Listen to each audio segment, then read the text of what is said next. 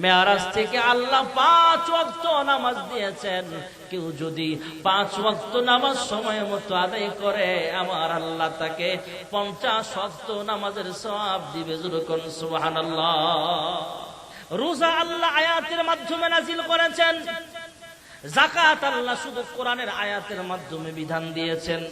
হজ্জে বাইতুল্লাহটাও আল্লাহ তাআলা কোরআনের আয়াতের মাধ্যমে বিধান দিয়েছেন। তবে 5 ওয়াক্ত নামাজ আল্লাহর হাবিবকে আরশ আজিমে নিয়া আমাদের জন্য হাদিয়া দিয়েছেন। যেরকম সুবহানাল্লাহ। সুবহানাল্লাযী আসরা বিআবদিহি লাইলাম মিনাল মাসজিদিল হারাম من المسجد الحرام إلى المسجد الأقصى الذي باركنا حوله لنريه من آياتنا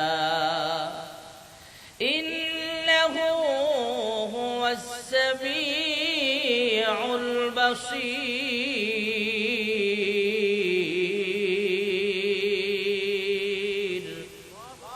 আল্লাহু আকবার যেহেতু বলছেন, একটু জোরে মহাব্বতে আল্লাহু আকবার। না, মানুষ আন্দাজে আওয়াজটা হয় নাই। জুলাই আন্দোলনে 2013 সালে 2024-এ যেভাবে হুঙ্কার মেরে বলেছেন আল্লাহু আকবার, সেভাবে জোরে আর জোরে আল্লাহু আকবার। এদেশে আল্লাহু আকবারের সুরে সূর্য ওঠে, এদেশে আল্লাহু আকবারের সুরে সূর্য ডুবে। এদেশের মাল্লা মাঝি কৃষক শ্রমিক সবার চোখে শোনো রে লা ইলাহা ইল্লাল্লাহর জিকির উঠে। ঠিক না ঠিক? ইমানের তপ্ত আগুন জ্বলছে সবার বুকে বুকে। সে আগুন দেশ হতে দেশ দেশান্তর জ্বলতে হবে। এদেশে আল্লাহু আকবারের সুরে সূর্য ওঠে, এদেশে আল্লাহু আকবারের সুরে সূর্য ডুবে। জোরে আল্লাহু আকবার। আল্লাহর হাবিব শোনা দিলেন, রাতের কিছু অংশে আল্লাহ তাআলা জিবরাইল আমিনকে পাঠিয়েছিলেন। আমি ঘুমিয়েছিলাম, আরাম করতেছিলাম। জিবরাইল আদবের সঙ্গে আমাকে ঘুম থেকে জাগায়া তুললেন। সিনা চাক করা হলো, সেখান থেকে বাইতুল মুকাদ্দাস, সেখানে 2 রাকাত নামাজ পড়ালাম। সমস্ত নবীরা ছিলেন ইমাম, সমস্ত নবীরা ছিলেন মুসল্লি, আমি ছিলাম ইমাম। সেখান থেকে প্রথম আসমান, দ্বিতীয় আসমান, তৃতীয়, চতুর্থ, পঞ্চম, ষষ্ঠ, সপ্তম আসমান পার হয়ে সিদরাতুল মুনতাহা পার হয়ে আল্লাহ তাআলার আরশ আজিমের মেহমান হলাম। রাতের কিছু অংশের ভিতরে আমার আল্লাহ আবার আমাকে ফেরত পাঠালেন। আবু জাহেল এবং আশপাশের সব বেঈমানরা ডাক দিয়া কয়, এ মুহাম্মদ, 7 আসমানের সংবাদ আমরা জানি না, তবে বাইতুল মুকাদ্দাস যাইতেই তো 22 দিন সময় লাগে, বাইতুল মুকাদ্দাস যেতেই তো 1 মাস সময় লেগে যায়, বাইতুল মুকাদ্দাস সময় গেলেই তো কয়েক সপ্তাহ সময় লেগে যায়। আর তুমি বাইতুল মুকাদ্দাস গেছো, সেখান থেকে আবার কখন 7 আসমানে গেলা? এ মুহাম্মদ, তোমাকে কিছু প্রমাণ দিতে হবে। যেরকম সুবহানাল্লাহ। এখনকার যুগ না, তখনকার যুগে ও কুমিল্লা থেকে আপনি ঢাকা যাইবেন গা 1.5 ঘন্টা, এই সুযোগ ছিল না। আপনি যদি আপনার পার্সোনাল গাড়ি থাকে, আপনি ঢাকা থেকে রাস্তায় যানজট না থাকলে মোটামুটি 1.5 ঘন্টায় কুমিল্লা চলে আসতে পারবেন। আজ থেকে 50 বছর আগে এই সুযোগ ছিল না। যারা মুরব্বী আছে জিগায় দেখেন, এখান থেকে ঢাকা যেতে হলে 1.5 ঘন্টা সময় নিয়ে গেলে হইতো না। মেঘনা ব্রিজ ছিল না, দাউদকান্দি ব্রিজ ছিল না, কাশপুর ব্রিজ ছিল না, ফেরি ছিল সবগুলা।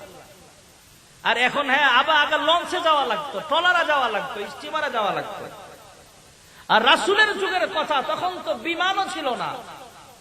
এখন তো মানুষ, কুমিল্লাও তো এয়ারপোর্ট আছে, অনেক পুরাতন এয়ারপোর্ট। ঢাকা থেকে চট্টগ্রাম গাড়ি নিয়ে যাইতে 4 ঘন্টা 5 ঘন্টা লাগে, বিমানে যাই 25 মিনিট লাগে। ঢাকা থেকে কক্সবাজার 8 ঘন্টা 10 ঘন্টা লাগে গাড়ি দিয়ে গেলে, বিমানে মাত্র 1.5 ঘন্টা 50 মিনিটে আমরা চলে যাই।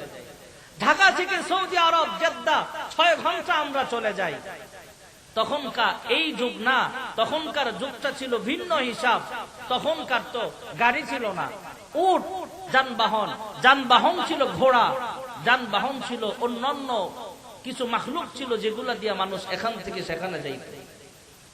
যেহেতু একজন মহিলা আমি আমার গোসলখানার ভিতরে একজন পুরুষ চলে আসছে, বুঝা গেল তোমার মতলবটা বেশি সুবিধা না। হ্যাঁ যুবক, তুমি আল্লাহ তাআলাকে ভয় করো। এই গোসলখানার ভিতরে দুনিয়ার কোন মানুষ তোমাকে না দেখলো, দেখতেন একজন দেখতেছেন, জোরে বলেন তিনি কে? ইত্তাকুল্লাহ, আল্লাহকে ভয় করো।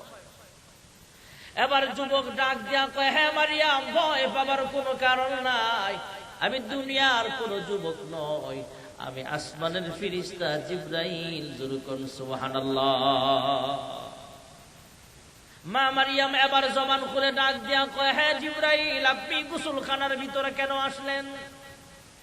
কয়, আল্লাহ রাব্বুল আলামিন আপনাকে সুসংবাদ দিয়েছেন, আপনাকে আল্লাহ সন্তান দান করবেন। সুবহানাল্লাহ। আমরা তো জানি আদম আর হাওয়াকে আল্লাহ রাব্বুল আলামিন জান্নাতে সৃষ্টি করেছেন, আদম পয়গম্বরকে আল্লাহ রাব্বুল আলামিন সৃষ্টি করেছেন। আল্লাহ তাআলা মাটি দ্বারা আদমকে বানিয়েছেন, আদমের বউয়ের ভিতরে রূহ দিয়েছেন আল্লাহ তাআলা। আদম পয়গম্বরের বাম পাজরের হাড়টি থেকে আল্লাহ হাওয়া আলাইহিস সালামকে সৃষ্টি করেছেন। তাছাড়া আমরা যারা দুনিয়াতে আসলাম, আমাদের আব্বা আর আম্মা আছে না না? মা মারিয়াম ডাক দিয়া কয়, আমার তো কোনো বিবাহ শাদী হয় নাই, স্বামী ছাড়া আবার আমার গর্ভের ভিতরে সন্তান কিভাবে আসবে? জিবরাইল ডাক দিয়া কয়, তোমার সাথে পরামর্শ করার জন্য আমি জিবরাইল আসি নাই, আল্লাহ তাআলার পক্ষ থেকে সিদ্ধান্ত, আল্লাহর পক্ষ থেকে ফয়সালা হয়ে গেছে। কেমনে হবে, কিভাবে হবে, এটা তোমার আর আমার দেখার বিষয় নয়, আল্লাহ চাইলে অবশ্যই হবে। সুবহানাল্লাহ। হ্যাঁ মারিয়াম, ভয় পাবার কোনো কারণ নাই। হযরতে জিবরাইল আমিন বুকের মধ্যে একটা ফুঁক দিলেন, ফু দেওয়ার সঙ্গে সঙ্গে আল্লাহ রাব্বুল আলামিন মা মারিয়ামের গর্ভের ভিতরে ঈসা নবীকে আল্লাহ পাঠায়া দিলেন। সুবহানাল্লাহ। সাধারণভাবে আমরা যে মায়ের পেটে লম্বা সময় থাকি, আল্লাহ তাআলার কুদরতি নবী তো, এটা হয়তো এতদিন ছিল না, সময়টা আল্লাহ হয়তো কমায়া দিয়েছিলেন। হযরতে মা মারিয়াম আলাইহিস সালাম জিজ্ঞেস করলেন, হ্যাঁ জিবরাইল, এই সন্তান যখন ভূমিষ্ঠ হবে, লোকজনের সামনে যখন যাব, আমি কি জবাব দিব? শিখায়া দিলেন, এই সন্তান কোলনিয়া যখন সামনে যাইবা, মা মারিয়াম ঈসা নবী যখন সন্তান জন্ম লাভ করলো, ঈসা নবী যখন মা মারিয়ামের পেট থেকে দুনিয়ার জমিনে আল্লাহ পাঠায়া দিলেন, ঈসা আলাইহিস সালাম শিশু মানুষ, দুধের বাচ্চা, এই শিশু বাচ্চাটাকে কোলে নিয়ে মা মারিয়াম যখন লোকালয়ে গেলেন, এলাকার সব মানুষ সামনে দাঁড়ায় কয়, হ্যাঁ মারিয়াম, তোমার তো বিবাহ শাদী হয় নাই, সন্তান পাইলা কই? সুবহানাল্লাহ কন্যা। তোমার তো স্বামী নাই, সন্তান আসছে কোত্থেকে জানবার চাই। আল্লাহ শিখায়া দিলেন জিবরাইল আমিনের মাধ্যমে। হযরত ঈসা আলাইহিস সালামের মা মারিয়াম ডাক দিয়া কয়, আমি রোজাদার, আমি কথা বলতে পারবো না, কথা বলতে চাইলে ফাআশারাত ইলাই, এই শিশু বাচ্চার দিকে ইশারা দিয়ে জানাইলেন, আবার কোলের শিশুর সাথে তোমরা কথা বলতে পারো। সুবহানাল্লাহ বলেন। তখনকার জামানায় রোজা রাইখা কথা বললে রোজা ভাঙ্গে যেত, আর আমরা কথা বললে রোজা ভাঙ্গে নাকি? সাধারণত কথা বললে রোজা ভাঙ্গে না। হযরত মা মারিয়াম আলাইহিস সালাতু ওয়াস সালাম ইশারায় বললেন, আমি রোজাদার, রোজা রাখছি, আমি কথা বলতে পারবো না, কথা বলতে চাইলে শিশু বাচ্চার সঙ্গে কথা বলো। লোক সকল আশ্চর্য হইয়া জিজ্ঞেস করে, হ্যাঁ মারিয়াম, আমাদের দেশীয় গ্রাম্য ভাষায় একটা কথা আছে, চুরি তো চুরি, আবার করে সিনাজুরি, আছে না? না, কুমিল্লার একটা আঞ্চলিকতা, সব জায়গায় আছে কিনা জানি না, চুরি তো চুরি, আবার করে সিনাজুরি। হ্যাঁ মারিয়াম, তুমি তো ভালো মানুষ, আমরা জানি। তোমার আব্বা ইমরান ছিলেন বাইতুল মুকাদ্দাসের ইমাম, আপনাদের মসজিদের নাম আল আকসা, সেই মসজিদের নাম কিন্তু আল আকসা। মা মারিয়ামের আব্বা ইমরান যে মসজিদের দীর্ঘ সময় ইমাম ছিলেন, এরপরের যিনি ইমাম হলেন থেকে জাকারিয়া আলাইহিস সালাতু ওয়াস সালাম। সুবহানাল্লাহ। ইমরান দুনিয়া থেকে বিদায় হয়ে গেল। ইমরানের মা আলে ইমরান, কোরআনুল কারীমে আলাদা সূরা আছে আলে ইমরান, আছে না নাই? আলে ইমরান হযরতে মা মারিয়ামের মা আল্লাহ তাআলার কাছে দোয়া করে, আয় আল্লাহ, সন্তান দিছ, পেটের মধ্যে সন্তান আছে, তবে পেটে সন্তান থাকা অবস্থায় তার আব্বা দুনিয়া থেকে বিদায় হয়ে গেছে। এই সন্তান কেমনে লালন পালন করব? লম্বা চূড়া কথা। এক পর্যায়ে জাকারিয়া আলাইহিস সালাম তাকে লালন পালন করত। জাকারিয়া আলাইহিস সালাতু ওয়াস সালাম হযরতে মা মারিয়ামকে দেখভাল করত। হযরতে মা মারিয়াম যখন বড় হলো, গর্ভবতী হলো, ঈসা নবীও পেট থেকে বের হলো। শিশু বাচ্চা কোলের মধ্যে কথাবার্তা বলতে পারে না। আমাদের কোলের বাচ্চারা কথা বলার শক্তি নাই। আল্লাহ যদি চায় শিশু বাচ্চাও কথা বলতে পারবে। যেরকম সুবহানাল্লাহ। লোকজন ডাক দিয়া কয়, হে মারিয়াম, তোমার আব্বা ইমরান ছিলেন বাইতুল মুকাদ্দাসের ইমাম, তোমার আব্বা তো ভালো মানুষ ছিল, তোমার আম্মা আলে ইমরানও ভালো মানুষ ছিল, তোমার খালুজান জাকারিয়া তিনি তো আল্লাহর পয়গম্বর, তারপরও তুমি এই কাজটা কিভাবে করলা? শিশু বাচ্চা কোথায় পাইলা? তোমার তো কোনো বিবাহ শাদী হয় নাই। হযরতে মা মারিয়াম ইশারা দিয়া যখন বললেন, কিছু বলতে চাইলে শিশু বাচ্চার সঙ্গে কথা বলো। লোকজন কয়, এই কোলের দুধের বাচ্চা আবার কথা বলতে পারে নাকি? এবার আল্লাহ তাআলা ঈসা আলাইহিস সালামকে কথা বলার শক্তিও দিয়েছেন। তিনি ডাক দিয়া কয়, ক্বালা ইন্নী আবদুল্লাহ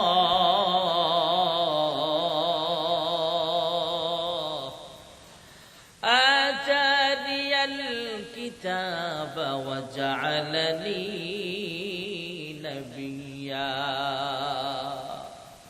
কোলের শিশু বাচ্চা কথা বলতেছে, তোমরা আমারে শিশু মনে করো না, আমি আব্দুল্লাহ, আল্লাহর বান্দা।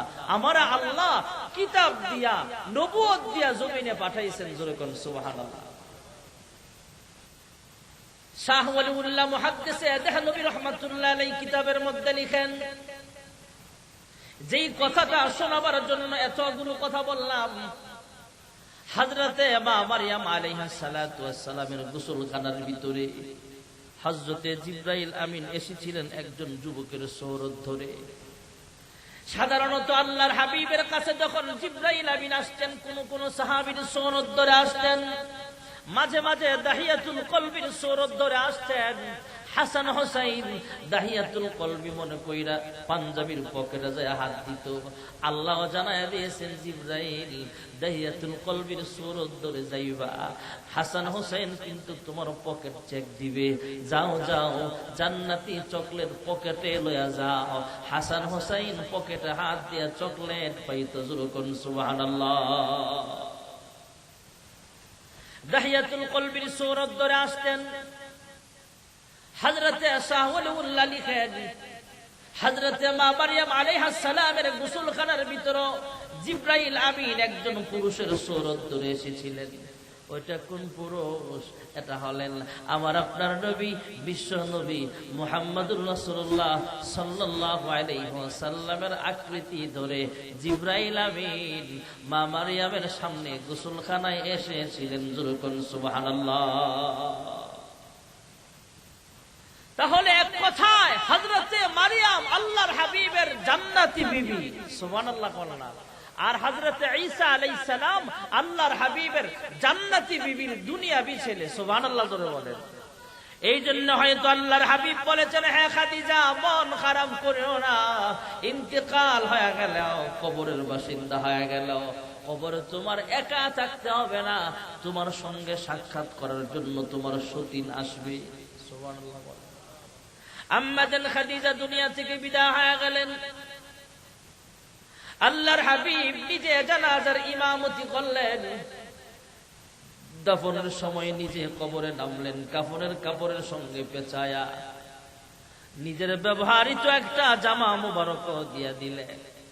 দাফনের কাজ সম্পন্ন হওয়ার পর সবাই চলে আসলেও আল্লাহর হাবিব কবরস্থানের পাশে দাঁড়ায় আছেন। সুবহানাল্লাহ। কষ্ট হইতেছে আপনাদের? আল্লাহর হাবিব রাহমাতুল লিল আলামিন আম্মা জান খাদিজাকে যেই কবরে দাফন করেছিলেন সেই কবরস্থান হলো মক্কাতুল মুকাররমায়।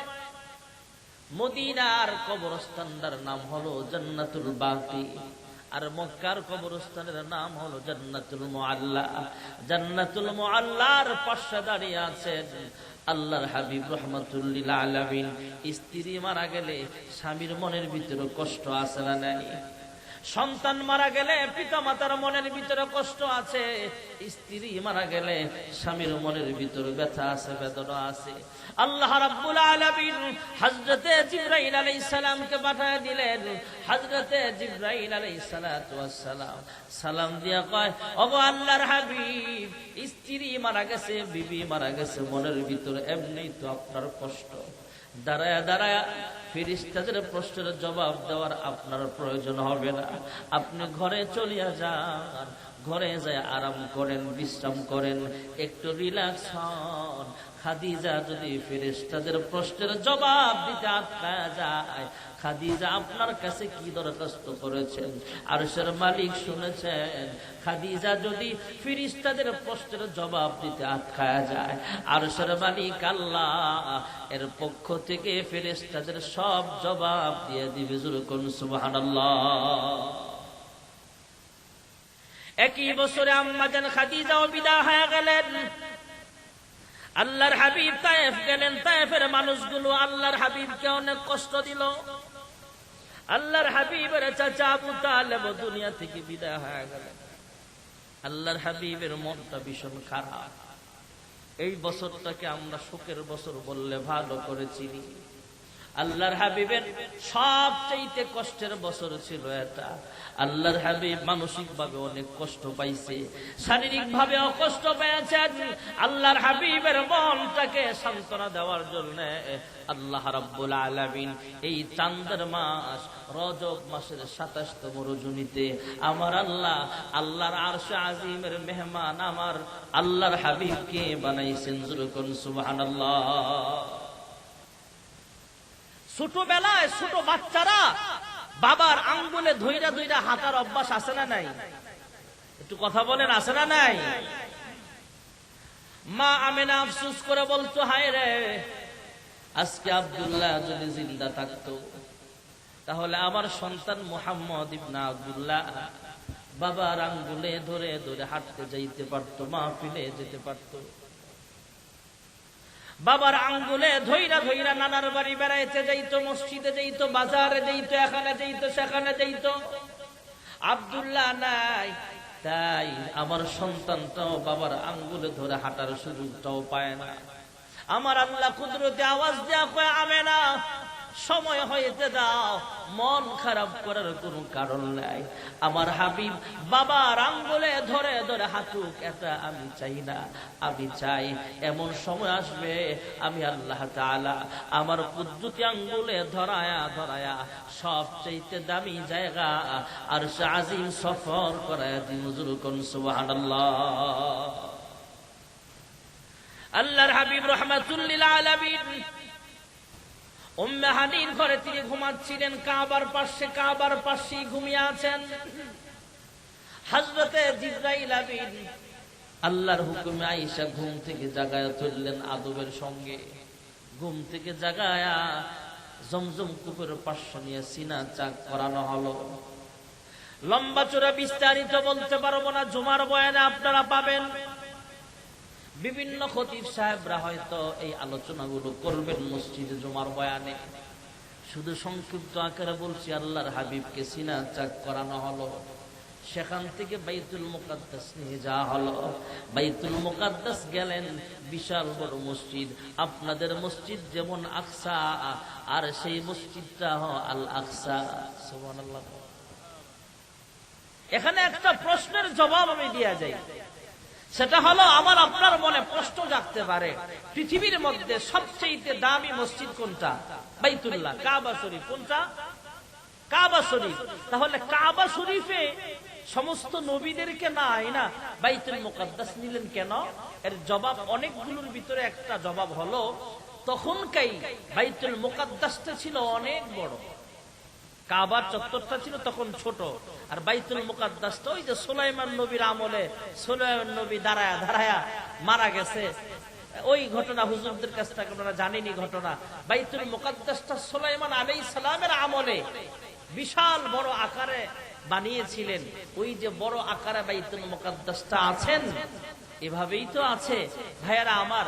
বাইতুল্লাহর জায়গাটা ছিল কম, কিন্তু নবীদের সংখ্যা তো লক্ষাধিক, লক্ষ লক্ষ মুসল্লি। এখন তো বাইতুল্লাহর চত্বর অনেক বড়। রাসূলের জমানায় বাইতুল্লাহর চত্বর ছিল ছোট, এখানে 100 লক্ষ নবীর একসাথে জামাত পড়ার মতো ক্যাপাসিটি ছিল না। আল্লাহ তাআলা হয়তো এই কারণেই সমস্ত নবীদেরকে বাইতুল মুকাদ্দাস নিয়ে গেছেন, কারণ তখনও বাইতুল মুকাদ্দাসটা ছিল অনেক বড়, লক্ষ লক্ষ মুসল্লি একসাথে নামাজ পড়তে পারবে। সুবহানাল্লাহ। সমস্ত আম্বিয়া আলাইহিমুস সালাম সেখানে উপস্থিত। আল্লাহর হাবিব সঙ্গে আছেন জিবরাইল আমিন। মসজিদে প্রবেশ করলেন, অন্যান্য নবীগণ তাদের যানবাহনটা যেখানে বাঁধছেন, অন্যান্য আম্বিয়া আলাইহিমুস সালাম তাদের গাড়িটা যেখানে পার্কিং করেছেন, আল্লাহর হাবিবের বোরাকটাও সেখানে পার্কিং করলেন।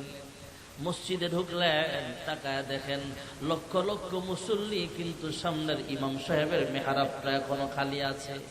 হযরতে জিবরাইল আল্লাহর হাবিবের হাত ধরলেন, কানে কানে শোনায় দিলেন, ওগো আল্লাহর হাবিব, আদম থেকে ঈসা নবী পর্যন্ত লক্ষ লক্ষ নবী রাসূল পয়গম্বর সমস্ত আম্বিয়া আলাইহিমুস সালামকে মহান আল্লাহ তাআলা বাইতুল মুকাদ্দাসে একত্রিত করেছেন আপনার ইমামতিতে 2 রাকাত নামাজ আদায় করার জন্য। ইমামুল আউয়ালিন ওয়াল আখিরিন বাহর সাদকা রাহমাতাল লিল আলামিন, শুধু ওয়াজুদাস রাহমাতুল লিল আলামিন, মসজিদে ও সুদহামারু এ জমিন। 100,000 রহমতে যা আফরি, 100,000 রহমতে যা আফরি, বরওয়ে বর আলে পাকে তহরি, বরওয়ে বর আলে পাকে তহরি। আল্লাহর হাবিবকে প্রথম আসমানে নিয়ে যাওয়া হলো, দ্বিতীয় তৃতীয় চতুর্থ পঞ্চম ষষ্ঠ সপ্তম আসমান পর্যন্ত নিয়ে যাওয়া হলো। সংক্ষেপে বলছি ভাইয়েরা আমার, প্রত্যেক আসমানের ফেরেশতারা জিজ্ঞেস করেছিলেন আপনাদের পরিচয় কি বলেন? জিবরাইল জবাব দিলেন, আমি হলাম জিবরাইল আমিন, আর আমার সঙ্গে আছেন রাহমাতুল লিল আলামিন। সুবহানাল্লাহ বলেন। আল্লাহ তাআলার ভিআইপি মেহমান, ভিআইপি গেস্ট আল্লাহ তাআলা ইনভাইট করেছেন, দাওয়াত দিয়েছেন আল্লাহ তাআলার আরশে আজিম নিয়ে যাওয়ার জন্য। আমি জিবরাইলকে আমার আল্লাহ পাঠাইছেন। প্রত্যেক আসমানের দরওয়াজা খোলা হলো, আসমানের কোটি কোটি ফেরেশতারা আহলান সাহলান মারহাবা জানালেন, ওয়েলকাম জানালেন, শুভেচ্ছা জানায় আল্লাহর হাবিবকে গ্রহণ করে নিলেন।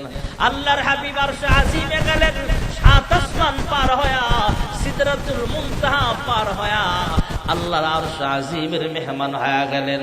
আল্লাহ তাআলার সাথে লম্বা চূড়া সময় ব্যয় করার উপরে আল্লাহ তাআলা আল্লাহর হাবিবকে আবার ছুটি দিবেন তথা দুনিয়ার জমিনে আসতে বলবেন। শেষ পর্যায়ে আল্লাহর হাবিব যখন জমিনে ফিরবেন, মনটা ভীষণ খারাপ। আল্লাহ তাআলা অন্তর্যামী, তারপরও জানতে চাইলেন, ওগো হাবিব আমার মন খারাপ কেন? আল্লাহর হাবিব জবাব দিলেন, মন খারাপ কেন আপনি তো ভালো করে জানেন, এরপরও বলে দেই আমি আরশে আজিমের মেহমান হলাম ঠিক আছে, তবে আমার জনগণ তথা উম্মতকে ভুলতে পারি নাই। যখন সুবহানাল্লাহ।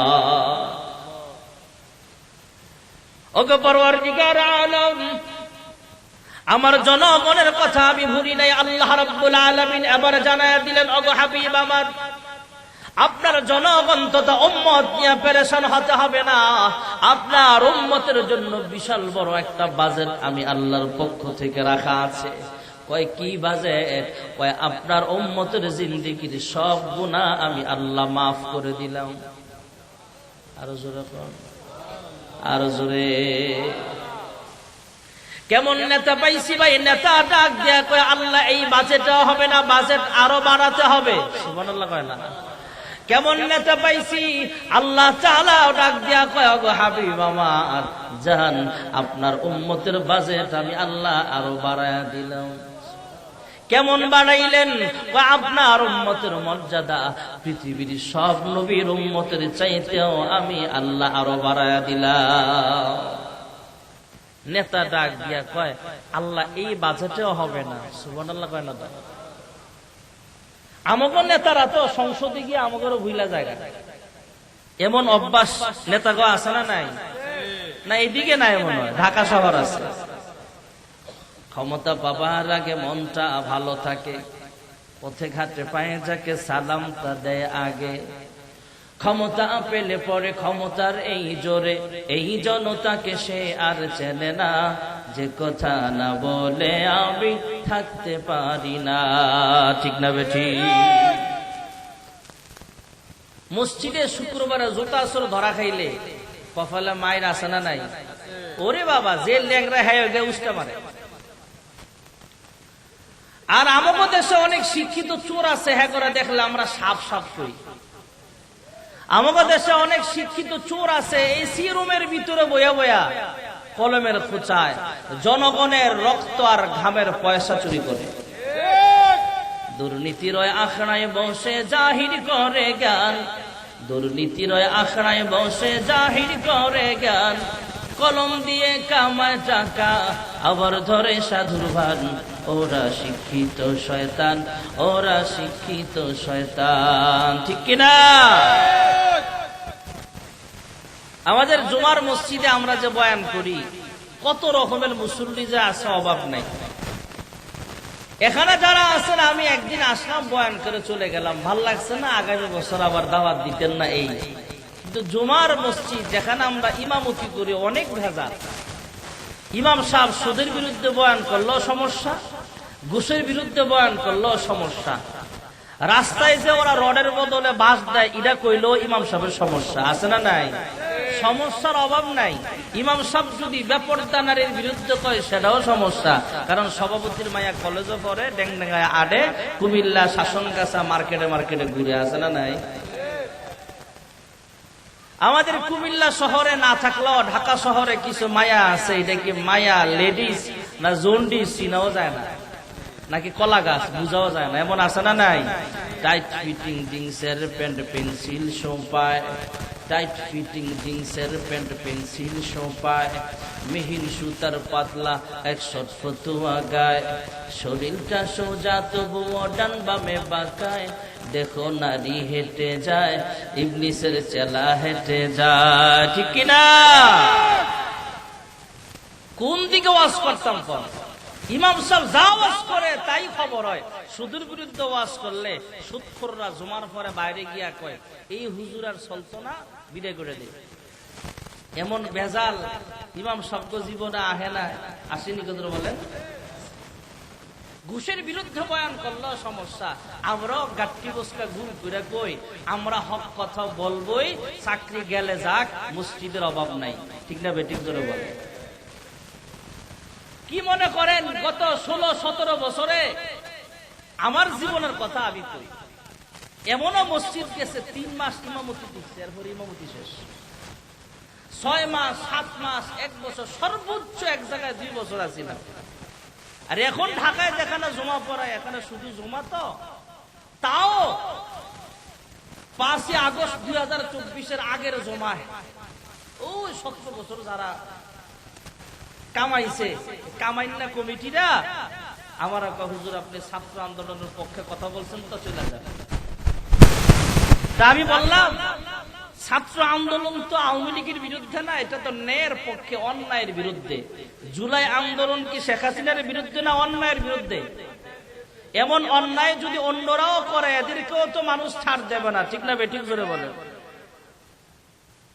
এই জুলাই আন্দোলনের সময় ওলামাই কেরাম অনেক খতিবরা শুধু আবু সাঈদ আর মুগ্ধ যারা মারা গেছে জুলাই আন্দোলনে শহীদ হয়েছে এদের জন্য দোয়া করছে, কেরে চাকরি শেষ। এমন ঘটনা মনে আপনারা শুনছেন না নাকি? বহুত হয়েছে।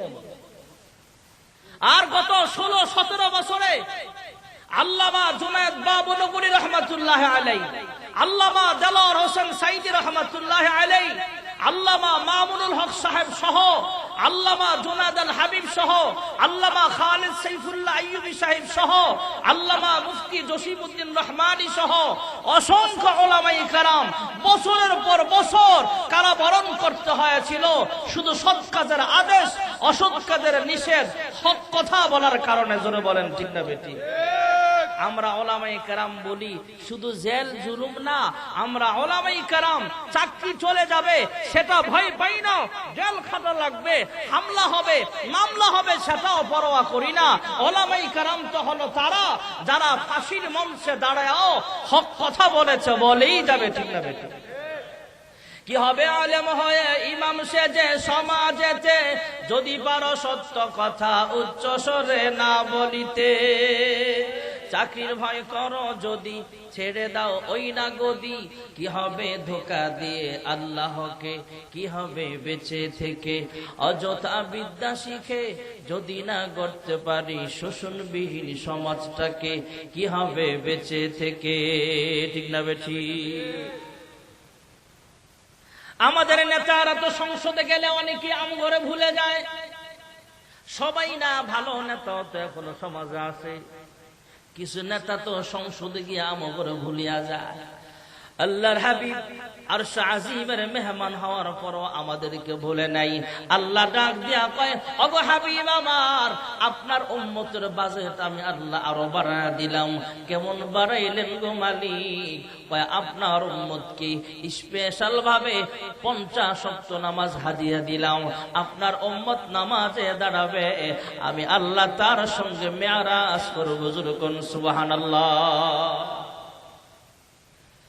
আল্লাহর হাবিব খুশি হয়ে গেলেন, আমাদের নেতায় খুশি হয়ে গেলেন।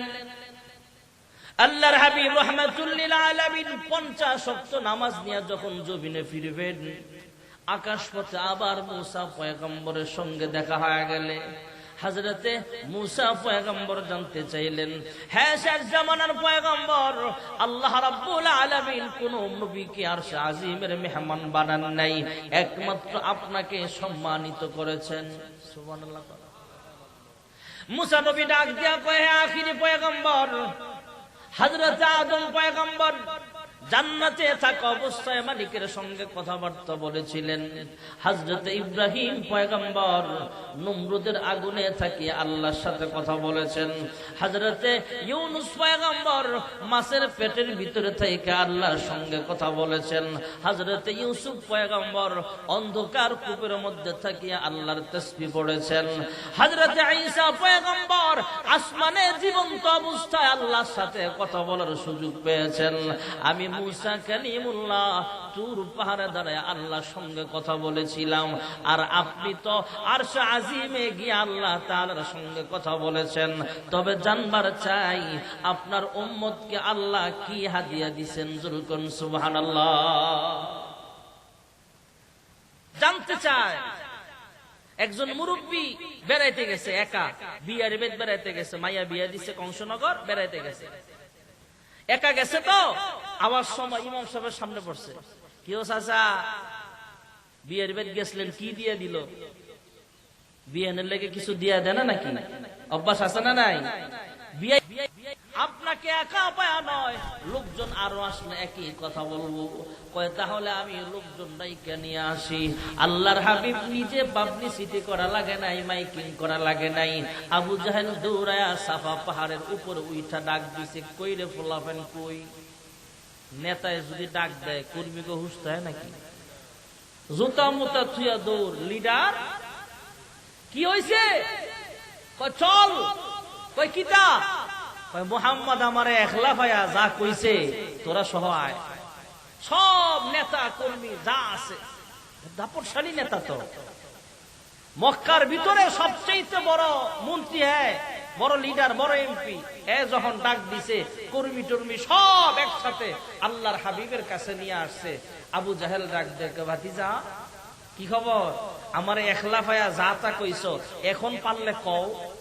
আল্লাহর হাবিব বলেন, চাচা ডরায়েন না, আমারও ডর দেখায়েন না, আপনাকে একা যা বলছি এখন তাই বলবো। জোরে বলুন সুবহানাল্লাহ। সুবহানাল্লাযী আসরা বিআবদিহি লাইলাম মিনাল মাসজিদিল হারাম মিনাল মাসজিদিল হারাম ইলাল মাসজিদিল আকসা الذي باركنا حوله لنريه من آياتنا إنه هو السميع البصير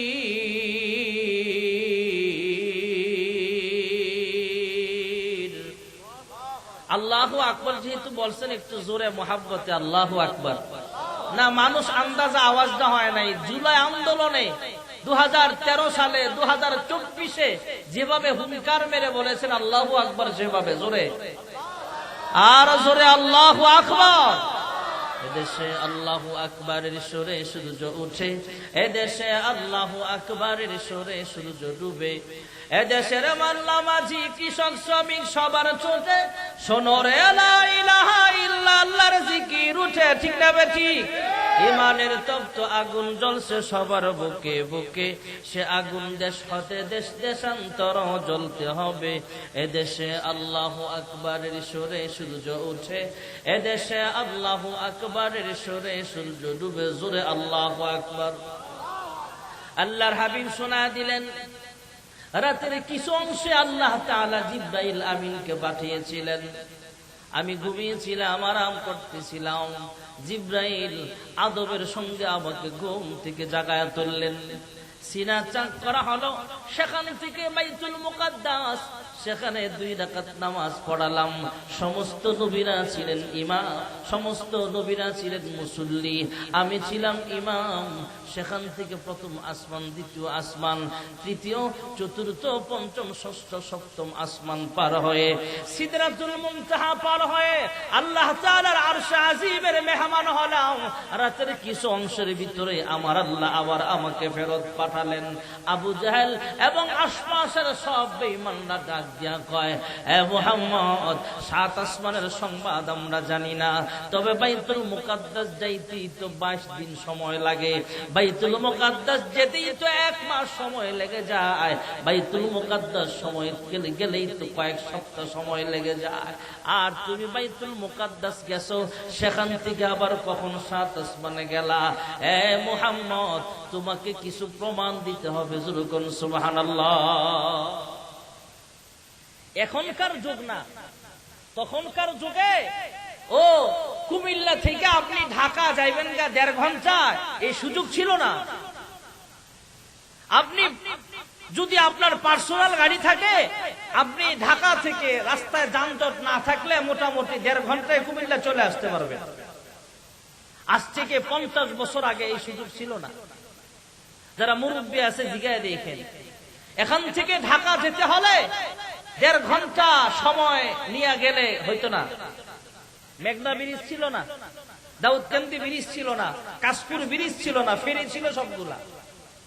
আর এখন হ্যাঁ, আগে লঞ্চে যাওয়া লাগতো, ট্রলারে যাওয়া লাগতো, স্টিমারে যাওয়া লাগতো। আর রাসূলের যুগের কথা, তখন তো বিমানও ছিল না। এখন তো মানুষ, কুমিল্লাও তো এয়ারপোর্ট আছে, অনেক পুরাতন এয়ারপোর্ট। ঢাকা থেকে চট্টগ্রাম গাড়ি নিয়ে যাইতে 4 ঘন্টা 5 ঘন্টা লাগে, বিমানে যাই 25 মিনিট লাগে। ঢাকা থেকে কক্সবাজার 8 ঘন্টা 10 ঘন্টা লাগে গাড়ি দিয়ে গেলে, বিমানে মাত্র 1.5 ঘন্টা 50 মিনিটে আমরা চলে যাই। ঢাকা থেকে সৌদি আরব জেদ্দা 6 ঘন্টা আমরা চলে যাই। তখনকার এই যুগ না, তখনকার যুগটা ছিল ভিন্ন হিসাব। তখনকার তো গাড়ি ছিল না, উট যানবাহন, যানবাহন ছিল ঘোড়া, যানবাহন ছিল অন্যান্য কিছু মাখলুক ছিল, যেগুলা দিয়ে মানুষ এখান থেকে সেখানে যাইত। তখনকার যুগে বিমান ছিল না। মক্কা থেকে বাইতুল মুকাদ্দাস যেতেই তো অনেক দিন সময় লেগে যায়, কয়েক সপ্তাহ লেগে যায়। আল্লাহর হাবিবকে কাফেররা প্রশ্ন করে, হে মুহাম্মদ, বাইতুল মুকাদ্দাসের মসজিদের দরজা কয়টা, জানালা কয়টা, ওযুখানায় ওযু করার জন্য বসার জায়গা কয়টা? সুবহানাল্লাহ। কুমিল্লা রানীর বাজার মাদ্রাসা আছে না নাই? কুমিল্লা টাউন হল আছে না নাই? টাউন হলের পূর্ব পাশে একটা মসজিদ আছে, রানীর বাজার মাদ্রাসায় মসজিদ আছে, আছে না? কুমিল্লা শাসনগাছায় মসজিদ আছে। তারপরে এখন এই যে মায়ামি হোটেল, হাইওয়ে হোটেল, যে এর পাশ দিয়ে যে ঢুকলাম ওখানে একটা মসজিদ আছে। ক্যান্টনমেন্ট বড় মসজিদ আছে না না? এটা কাছে আপনাকে। এখানে অনেক মানুষ আছে, ক্যান্টনমেন্ট মসজিদেও মাঝে মাঝে নামাজ পড়ে, আছে না? অনেক মুসল্লি আছে এখানে যারা ক্যান্টনমেন্ট নামাজ পড়েন। আমিও অনেকবার পড়ছি, আমারে জিজ্ঞেস করলেও পারতেন না।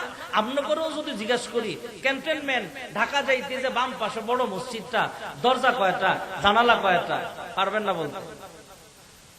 দরজাটা মোটামুটি খেয়াল করে বলতে পারলো, জানালা তো পারতেনই না। আল্লাহর হাবিব মসজিদে আকসায় গেলেন, 2 রাকাত নামাজ পড়লেন সফরে। টাইম কই জানালা গোনা, কিন্তু কাফেররা জিজ্ঞেস করছে, জবাব না দিতে পারলে তো আল্লাহর হাবিবকে ওরা ক্রিটিসাইজ করবে, ঠাট্টা করবে। তখনকার জামানায় ভিডিও ক্যামেরা ছিল না, তখনকার জামানায় মোবাইল আবিষ্কার হয় নাই, তখনকার জামানায় ইমো আর হোয়াটসঅ্যাপ ছিল না, তখনকার জামানায় মেসেঞ্জারের ভিডিও কল ছিল না, যে ভিডিও কল দিয়া বাইতুল মুকাদ্দাসটা দেখায় দিবেন। বাংলাদেশের অনেক মানুষ সৌদি আরব থাকে, উমরা করতে গেলে ফ্যামিলির ভিডিও কলে দেখায়, দেখো কাবা চত্বরে আসছি, ভিডিও কলে দেখা দেয়। তখনকার জামানাটা তো মোবাইলের যুগটাও ছিল না, হোয়াটসঅ্যাপ নাই, ইমো নাই। আল্লাহ তাআলা আমাদের মালিক, আল্লাহর কাছে ক্যামেরার অভাব নাই। আল্লাহ কুদরতি ক্যামেরা সামনে ধরায় দিছে। জিব্রাইল সামনে আইসা আল্লাহর হাবিবের সামনে বাইতুল মুকাদ্দাসের সিনারি তুলে ধরলেন। আল্লাহর হাবিবকে গইনা গইনা জিব্রাইল আমিন সহযোগিতা করে কাফেররা যতগুলো প্রশ্ন করেছেন সবগুলোর সঠিক উত্তর আল্লাহর হাবিব দিয়া দিছে। যখন সুবহানাল্লাহ। কাফেররা জিজ্ঞেস করে, হে মুহাম্মদ, আমাদের একটা কাফেলা ফিলিস্তিনের সফরে আছে। হ্যাঁ, আমি তাদেরকে দেখেছি, ওরা আসবে আগামী সোমবার, মানে একটা দিন বললেন, অমুক তারিখ, সূর্য ডুবার আগে ওরা মক্কা আসবে। সুবহানাল্লাহ। নির্দিষ্ট তারিখে সূর্য ডুবার আগে সবাই উপস্থিত। সূর্য ডুবার আগে যদি কাফেলা মক্কায় প্রবেশ না করে, তাহলে মুহাম্মদকে আমরা ধরব।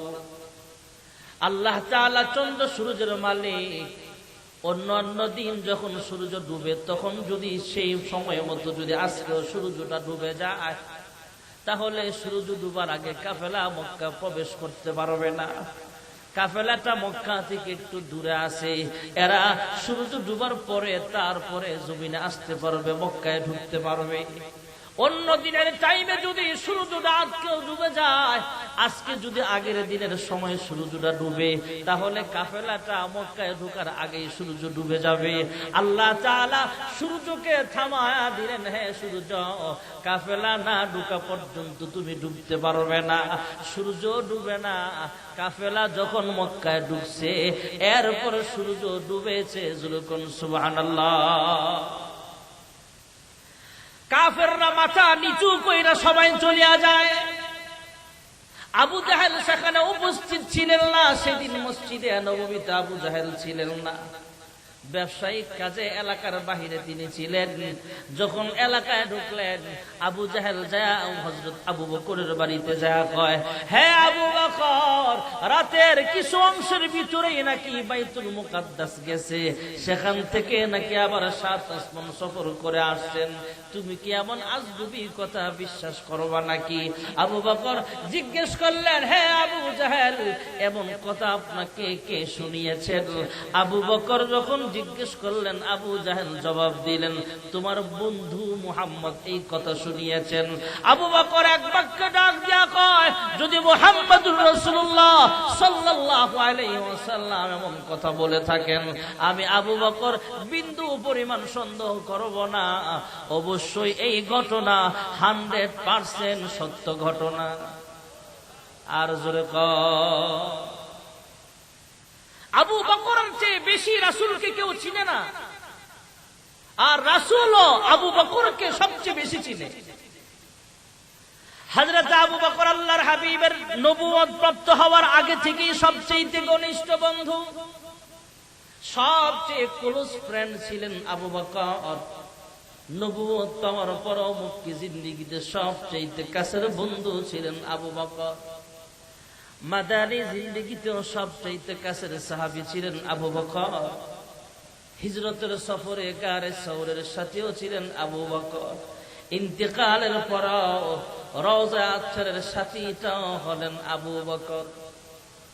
আর জোরে কোন, দুই সাথীকে পাশে নিয়ে হায় ঘুমিয়ে আছেন নিঝুম নিরালায়,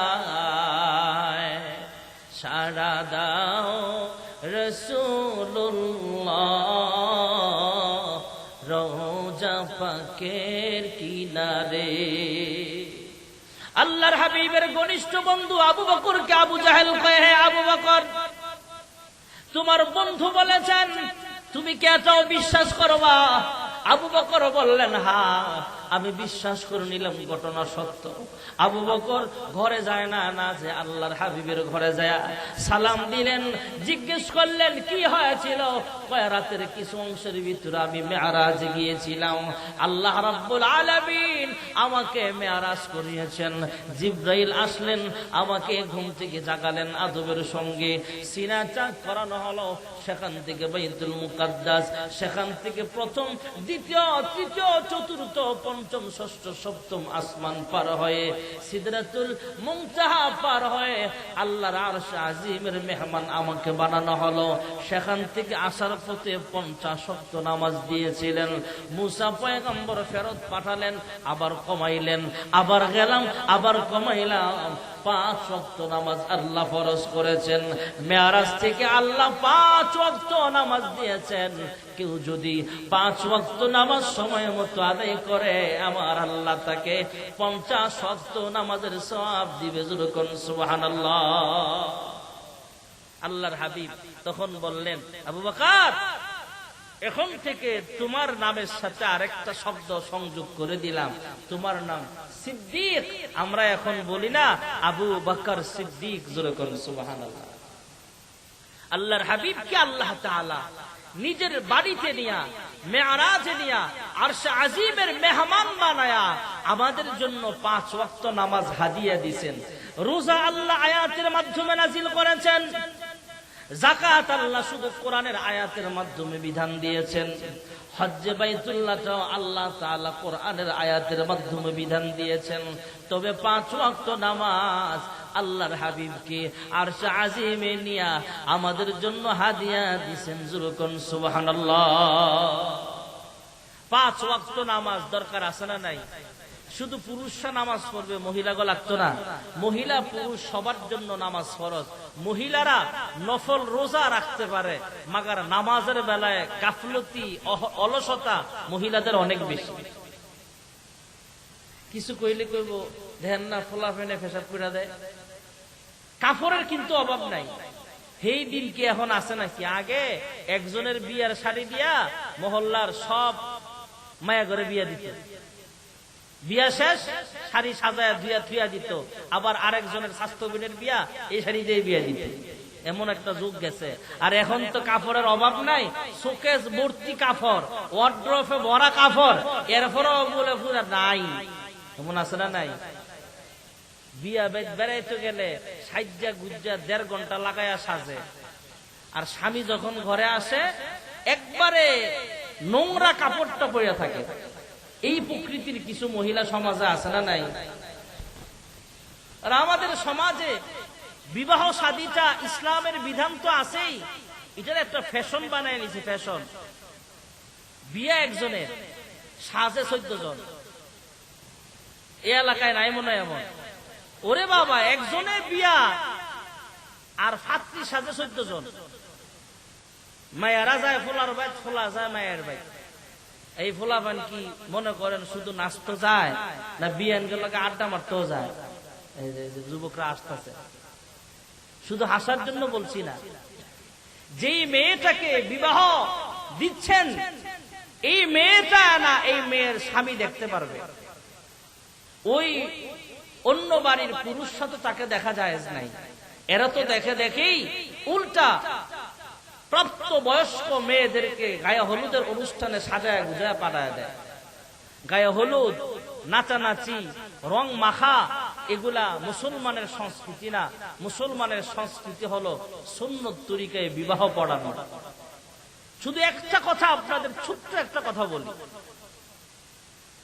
হাজি সাহেব ধরা খাবেন, হুজুর ফোলা ফ্যান্ডে বুঝাইতে পারি না, হাজি সাহেবের ভাই তো ডেক্সিট বাজে, গায়ে হলুদের দিন হাজি সাহেবের ভাই তো নাচানাচি চলো, ইমাম সাহেব কিছু কইলে চাকরি নাই।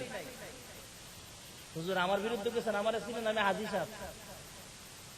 আবার যদি কেউ ভালো করে জিজ্ঞেস করে হাজি সাহেব আপনার ডেক্সিট, কয় আমি তো নামাজি, আমি কি এটা না যাই, আপনি না যায় ও আপনার আযাবটা বেশি হবে। ঠিক না বেঠিক জোরে বলে। ছোট্ট একটা কথা শোনাই, আমরা তো সব নাচানাচি বেপর্দা যেভাবে ইচ্ছে সেভাবে চলেন। পর্দা নিশীন ফ্যামিলিও আমাদের কুমিল্লায়ও আছে। আমার বাড়ি কুমিল্লা, আমি কুমিল্লার মানুষ, হোমনা থানা। আর চট্টগ্রামের একটা ছোট্ট কথা বলি, আমাদের মাদ্রাসা আছে একটা চট্টগ্রামে পটিয়া, পটিয়া মাদ্রাসার মুহাদ্দিস আখতারুজ্জামান সাহেব এখনো মুহাদ্দিস আছেন। ওনার শ্বশুর বাড়িতে গেলাম, সম্ভবত লোহাগাড়া ওই এলাকাতে, কক্সবাজারের আরো আগে, চট্টগ্রামের শেষ এলাকা। ওনার প্রথম বউ মারা গেছে, আরেকটা বিয়ে করেছেন মারা যাওয়ার পরে। উনি যে পটিয়া মাদ্রাসার আখতারুজ্জামান সাহেবের শ্বশুর বাড়িটা, যেখানে আগের শ্বশুর বাড়ি যেটা, উনিও বক্তা ছিলেন। তো আমি যেহেতু দূরের মেহমান, আমার প্রধান বক্তা রাখছেন। তো ওনার শ্বশুর বাড়িতে আমার খানার ইন্তজাম। চট্টগ্রামে আর কুমিল্লাতেও অনেক আছে এমন, বাংলাদেশের অনেক জায়গায় পর্দা নিশীন বাড়ি আছে। তো একটা নমুনা আপনাদের শোনাই। আখতারুজ্জামান সাহেবের এক শালা আমার সাথে কথা বলতেছেন, খানা খাওয়াইতেছেন। আমি জিজ্ঞেস করলাম, তোমাকে খুব খাস পর্দা না? কয় হ্যাঁ হুজুর, আমাকে বাড়িতে বেপর্দায় চলা যাবে না। একটা উদাহরণ আমাকে দিলেন। এই ছেলেটা বালেক ছেলে, 18-19 বছর বয়স হবে। হুজুর আমার বড় ভাই বিয়ে করছে 9 বছর, 8-9 বছর হবে, এখনো পর্যন্ত আমার বড় ভাইয়ের বউকে আমার দেখার সুযোগ হয় নাই। সুবহানাল্লাহ বললেন না? যে এই গ্রামে ভাইবিনটা এমন ভাবি, যে ভাবি দেবরের লগে দেখা করে না, সন্দেহ আছে। একজনে দাঁড়ায় এখন যে আমার বউয়ে, আমার ফ্যামিলিতে একজন মহিলা এমন আছে যে দেবরের লগে জীবনে দেখা করে নাই, পাওয়া যাবে? আছে, পাওয়া যাবে, কিন্তু হয়তো এখানে আমরা কেউ সাহস করে হাত তুলতে পারতেছি না। দুই একটা ফ্যামিলি এমন আছে। আমি আশ্চর্য হলাম, কিভাবে সম্ভব? আমি তো জোর করে, মানে কথার কথা বলতেছি, আমাকে এলাকা হলো তো জোর করে হলেও দেখতো। তুমি কি দেখার চেষ্টা করো নাই? হুজুর সম্ভবই না। কারি ইব্রাহিম সাহেব রহমতুল্লাহ আলাইহির জামানের একটা ঘটনা আপনাদের শোনাই। কারি ইব্রাহিম সাহেব রহমতুল্লাহ আলাইহি উজানি, কুমিল্লার তো কচুয়া, চাঁদপুরে পড়ছে আর কি, কুমিল্লার শেষ এলাকা।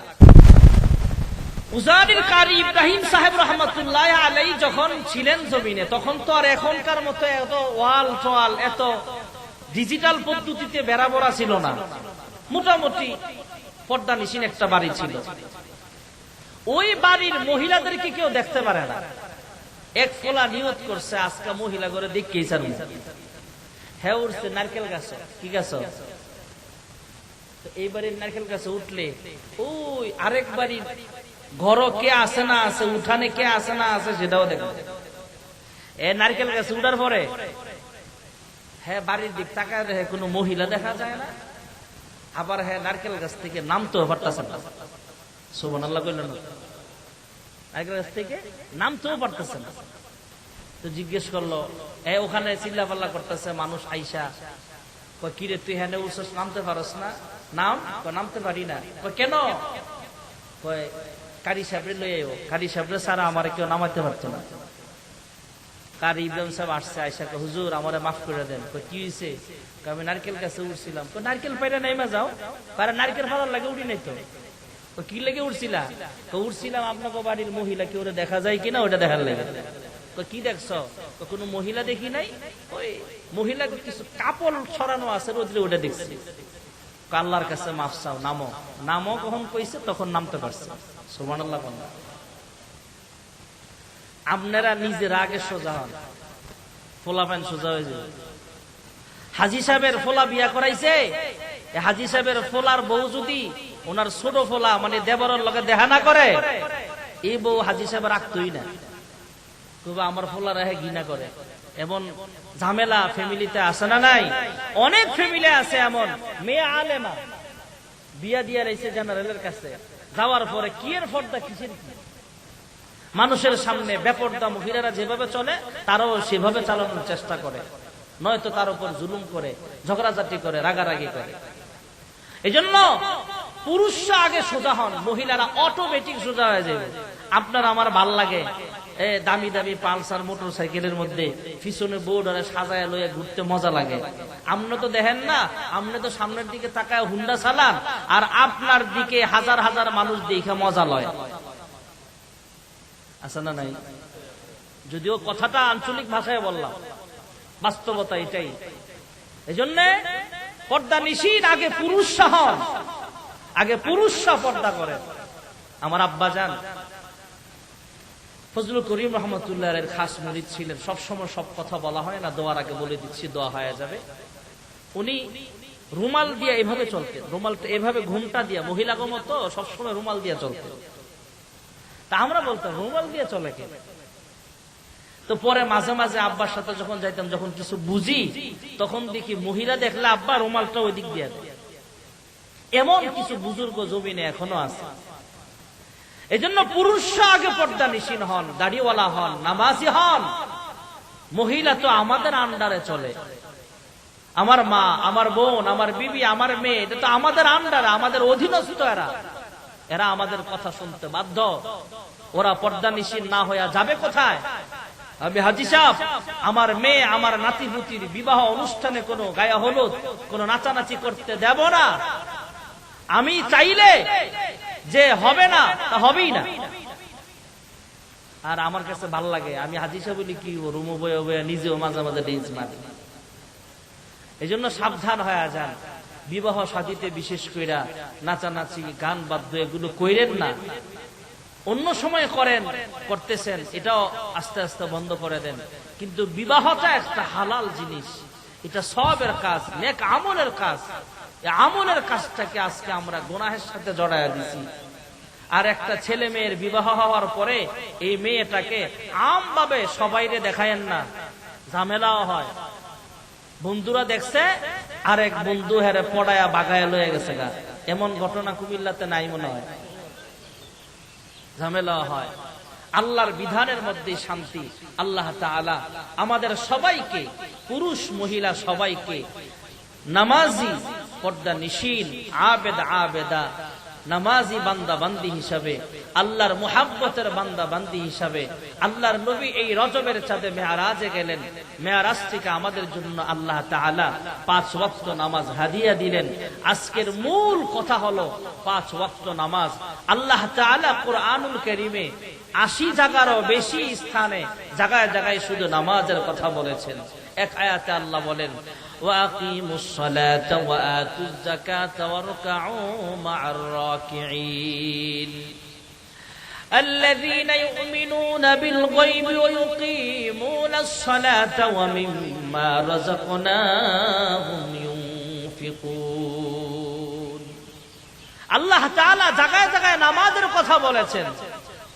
হাদিস শরীফে আল্লাহর হাবিব বলেন, হাসরের মাঠে যত আমলের হিসাব আল্লাহ নিবেন, সর্বপ্রথম নামাজের হিসাব নিবেন। অতএব নামাজের দরকার আছে না নাই?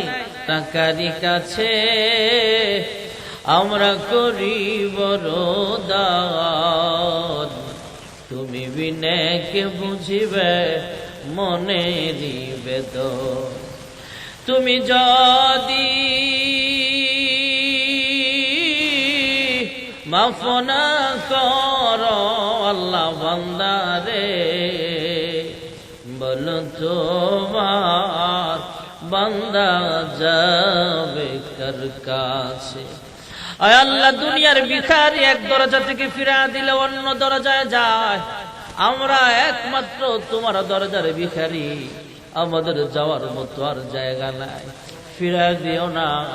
আমাদের সকলের জিন্দেগীর সব গুনাহ খাতাগুলো মাফ করিয়া দাও।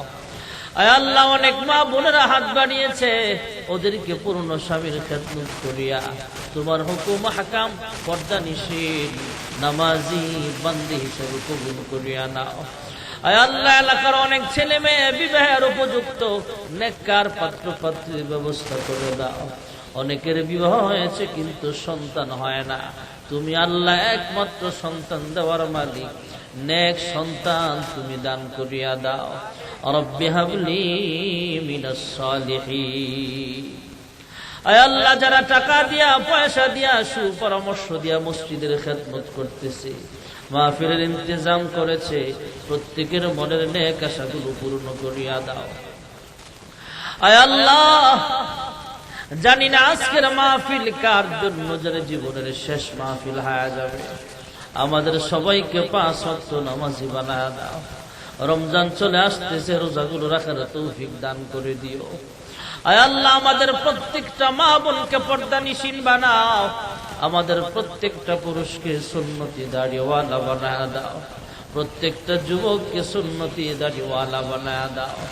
আয় আল্লাহ, আমার এই মুহূর্তে মরণ চলে আসতে পারে, জানি না আজকের মুনাজাত কার জন্য জীবনের শেষ মুনাজাত হয়ে যাবে। যেদিন মালাকুল মউত আমার দেহ থেকে রূহটা আলাদা করে দিবে, কিছু মানুষ দৌড়ে মসজিদে যাবে মাইকে আলান দেওয়ার জন্য, কয়েকজন বাসজারের বাস কাটতে ব্যস্ত হয়ে যাবে। মশারি টানায়া বড়ই পাতার গরম পানি দিয়া জীবনের শেষবারের মতো গোসল দিয়ে দিবে। মার্কিন সাদা কাপড়ের প্যাকেট বানায়া কবরের বাসিন্দা বানায়া দিবে। আয় আল্লাহ, মার্কিন সাদা কাপড়ে জড়াইবার আগে আগে ইহরামের কাপড় পরিধান করে লব্বাইক আল্লাহুম্মা লব্বাইক বলে বলে তোমার ঘর খানায় কাবার সামনে হাজিরা দেওয়ার তৌফিক সবাইকে দান করে দাও। আয় আল্লাহ, মক্কার মানুষ কত ভাগ্যবান, মন চাইলে মক্কাতুল মুকাররমার সামনে হাজির হয়ে যায়। মদিনার মানুষ কত ভাগ্যবান, মন চাইলে মদিনাতুল মুনাওয়ারায় হাজির হয়ে যেতে পারে। আমরা কপাল পোড়া 6000 কিলোমিটার দূরের মানুষ, কিন্তু মন কান্দে বারবার মক্কায় যাইতে, মদিনায় যাইতে। আমরা কাঙ্গাল, আমরা ভিখারি, আমরা গরিব, আমরা অসহায়, কিন্তু মন কান্দে বারবার তোমার ঘরের সামনে হাজিরা দিতে। মন চায় বারবার রওজা আতহারের সামনে দাঁড়ায় সালাম দিতে। আয় আল্লাহ, বারবার মক্কা মদিনা জিয়ারত নসিব ফরমাও।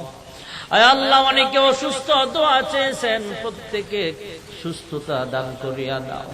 যারা অসুস্থ শিফায়ে কামেলা দান করিয়া দাও। যারা অভাবে আছে অভাব অনটনগুলো দূর করিয়া দাও।